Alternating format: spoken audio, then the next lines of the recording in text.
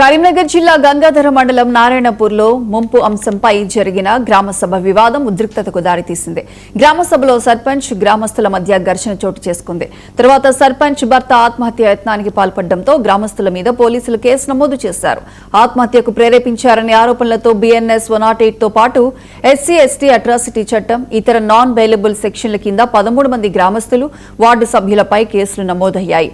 రాజకీయ ఒత్తిళ్లతోనే కఠిన సెక్షన్లు ప్రయోగించారని బాధితులు ఆరోపించుతున్నారు.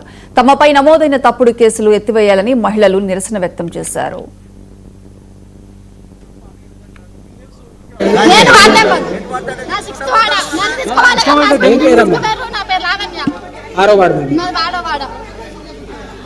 సర్పంచ్ కి పరిష్కారం ఉంటే ప్రజలకు చెప్పుకోవాలి, వార్డు నంబర్ చెప్పుకోవాలి, పరిష్కారం ఎట్లా అని చెప్పుకోవాలి. SC/ST కింద పెడితే ఎవరి కోసం కనిపెడుతున్నారు?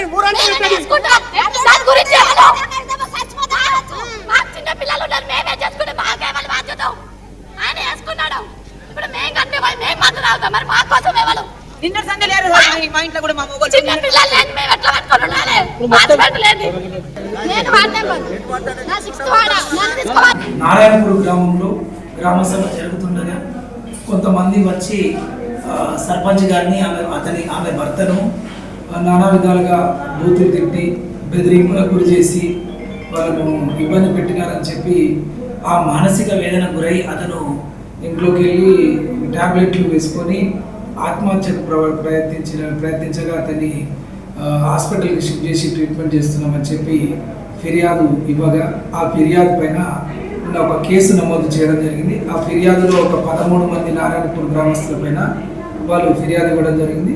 ఆ ఫిర్యాదు పైన కేసు నమోదు చేసుకోవడం జరిగింది. ఈ కేసు నమోదు తర్వాత ఇది SC/STకి సంబంధించింది కావున ACP కరీంనగర్ రూరల్ సార్ దీని మీద ఇన్వెస్టిగేషన్ ఆఫీసర్ ఉంటారు. సార్కి ఇది పంపించడం జరిగింది. సార్ ఈరోజు వచ్చి ఊర్లోకి వచ్చి ఎంక్వైరీ చేయడం జరిగింది. అంటే ఇంకా దీని విచారణ పూర్తి కాలేదు. ఇంకా ఎంక్వైరీ పూర్తయిన తర్వాత దీని మీద ఒక నిర్ణయం తీసుకుంటారు ఏ విధంగా చేయాలనేది. ప్రస్తుతం అయితే విచారణ దశలో ఉంది. ఇక ఊళ్ళో కొంతమంది వాళ్ళని మేము తీసుకెళ్ళినట్లు పట్టుకున్నట్లు వచ్చే పుకార్లన్నీ కూడా అవాస్తవం. మేము ఇప్పటి వరకు ఇందులో ఉన్న ఏ అక్యూజ్ని కూడా మేము పిలవలేదు, వాళ్ళతో మేము మాట్లాడలేదు.